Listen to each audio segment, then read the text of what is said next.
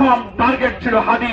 আধিপত্যবাদ বিরোধী জনতার উচ্চকণ্ঠ মৃত্যু ভয়হীন অপ্রচিন্ত চেতনার মৃত্যুঞ্জয়ী বীর হচ্ছে শরীফ ওসমান হাদি। এমন সময় তাকে টার্গেট করে গুলি করা হয়েছে। তার আগের দিন বাংলাদেশে নির্বাচনের তফসিল ঘোষণা করা হয়েছে। গোটা জাতি যখন আধিপত্যবাদ বিরোধী ফ্যাসিবাদ বিরোধী শক্তি ঐক্যবদ্ধ নতুন বাংলাদেশের জন্য অভিযাত্রা শুরু করেছে, তারপরের দিন তাকে টার্গেট করে গুলি করা হয়েছে।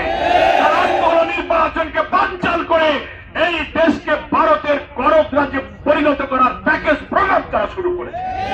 তার প্রথম টার্গেট ছিল হাদি। এরপরে আর কারা টার্গেট আছে আমরা জানি না। প্রধান উপদেষ্টাকে বিজয়ের দিনে বলবো, এই হামলাকারীদেরকে গ্রেফতার করুন, গোয়েন্দা ব্যর্থতার পর্যালোচনা করুন, বাংলাদেশের সকল ফ্যাসিবাদ বিরোধী নেতৃবৃন্দের নিরাপত্তা নিশ্চিত করুন।